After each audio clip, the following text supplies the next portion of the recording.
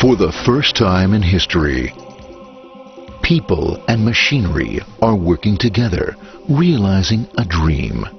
A uniting force that knows no geographical boundaries without regard to race, creed, or color. A new era where communication truly brings people together. This is the dawn of the net. Want to know how it works? Click here to begin your journey into the net. Now, exactly what happened when you clicked on that link? You started a flow of information. This information travels down into your own personal mailroom, where Mr. IP packages it, labels it, and sends it on its way. Each packet is limited in its size. The mailroom must decide how to divide the information and how to package it. Now, the package needs a label containing important information, such as sender's address, receiver's address, and the type of packet it is.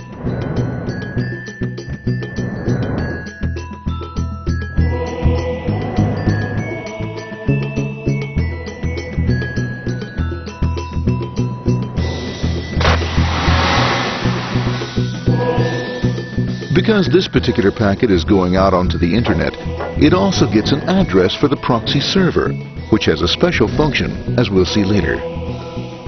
The packet is now launched onto your local area network, or LAN. This network is used to connect all the local computers, routers, printers, etc. for information exchange within the physical walls of the building. The LAN is a pretty uncontrolled place, and unfortunately, accidents can happen.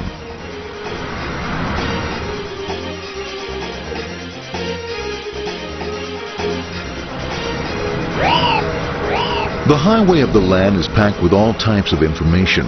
These are IP packets, Novell packets, Apple Talk packets. They're going against traffic, as usual. The local router reads the address and, if necessary, lifts the packet onto another network.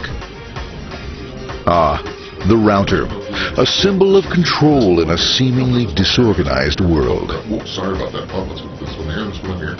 This goes here, this one goes here. I don't like this one. Let's go with this one. Let's go here. A little bit left. Let's go with this one here. Another channel here. Let's put that one here. Let's put that one here. There he is. Systematic, uncaring, methodical, conservative, and sometimes not quite up to speed. But at least he is exact, for the most part. That's one was there, that one was there, that one was there, and this one was there. Another one that was there, that was there. He's behind one, one was there, that was there, he was there, one was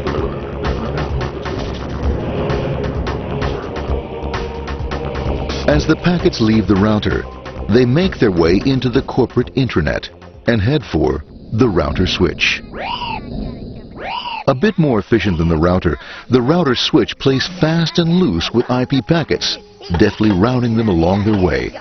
A digital pinball wizard, if you will. Here we go. Here comes another one. And it's another. Watch this, Mom. Here goes. Whoop, around the back. Hey, in there, in there, in there. Over the left, over the right, over the left, over the right. You got it. Here it comes. Right down. He shoots. He scores. It's going. Hey, Wayne. Here, watch out. Here comes another one. Oh, here we go. And it's gone. As packets arrive at their destination, they're picked up by the network interface, ready to be sent to the next level. In this case, the proxy.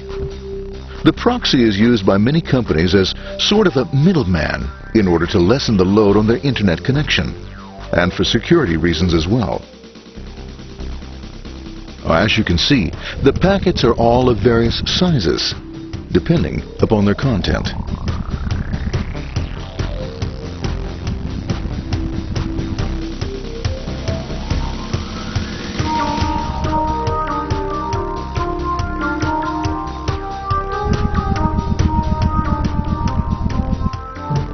The proxy opens the packet and looks for the web address, or URL.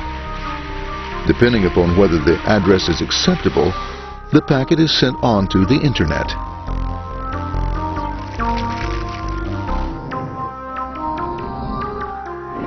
There are, however, some addresses which do not meet with the approval of the proxy, that is to say, corporate or management guidelines. these are summarily dealt with. We'll have none of that. For those who make it, it's on the road again.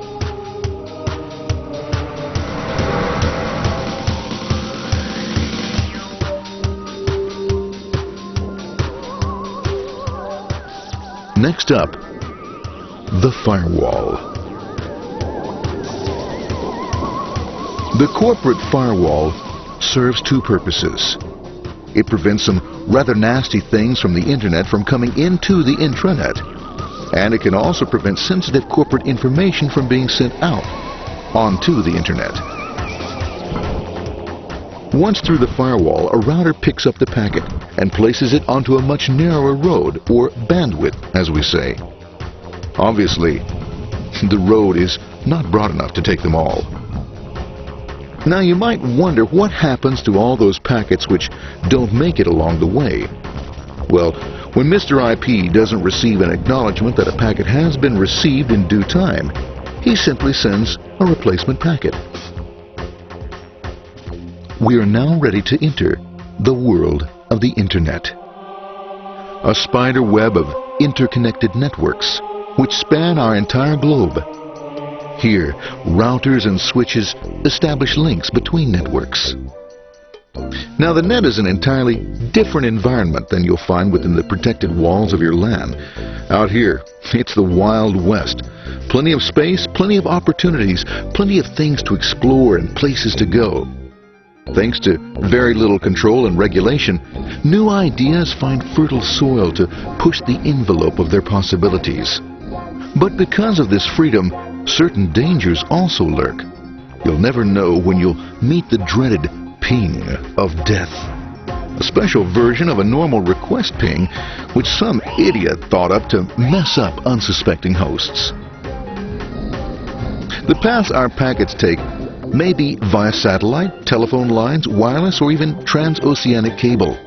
They don't always take the fastest or shortest routes possible, but they will get there. Eventually. Maybe that's why it's sometimes called the worldwide wait. But when everything is working smoothly, you can circumvent the globe 5 times over at the drop of a hat. Literally. And all for the cost of a local call or less. Near the end of our destination, we'll find another firewall. Depending upon your perspective as a data packet, the firewall could be a bastion of security or a dreaded adversary. It all depends on which side you're on and what your intentions are. The firewall is designed to let in only those packets that meet its criteria. This firewall is operating on ports 80 and 25. All attempts to enter through other ports are closed for business.